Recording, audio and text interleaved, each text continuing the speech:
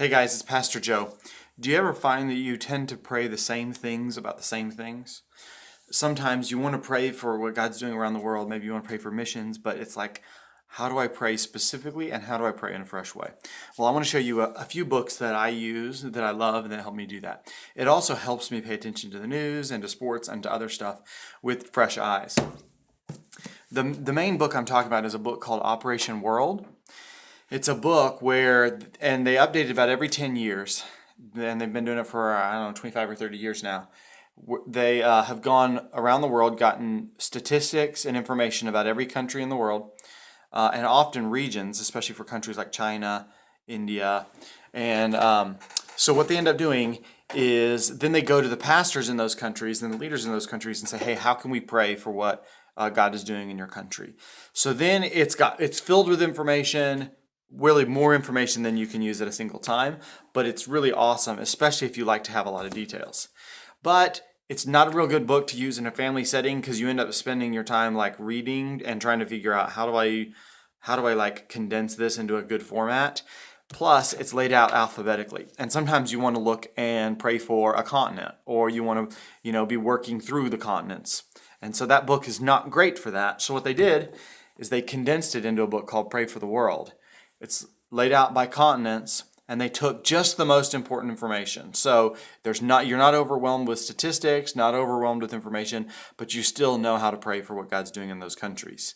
So they also have a kids book that's it's got stories in it from those countries and from the people groups. They're actually updating it this fall, which I'm very excited about because the current edition is pretty old.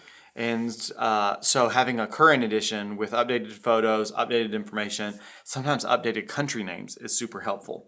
So that's a really cool one to use with kids because they can see pictures, hear stories, and they can pray for what God is doing in those countries. And then the final book I've got is a book called Operation China. And it's published by a friend of the guys that did that. And he's actually done one for China and one for peoples of the Buddhist world.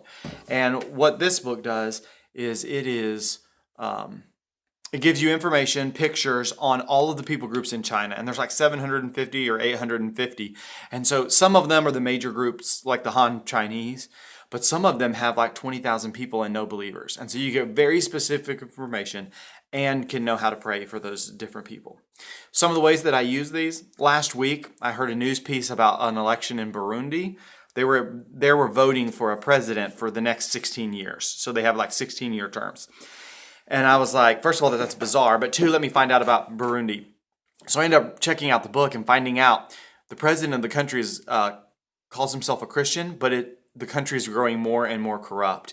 And so it gives me the chance to go, you know what, let me pray that the Lord would convict his heart so that people do not get a mistaken idea of what Christianity is because the president is corrupt while claiming to be a Christian. So that gave me a specific way to pray for that. Another way that you could use that this summer is the World Cup is going on. And so you could, I love the World Cup. I pay attention to soccer really closely. But when games are going on, it can be worth it to grab the book, flip through and see what is God doing in this country, or how can we pray for God to be at work in a country like Iran or Saudi Arabia, a country like Croatia, Serbia, Russia. So anyway, those are ways that you can follow along with the news, follow along with sports, and when you hear something, go, hey, I wonder what the circumstances are in that country.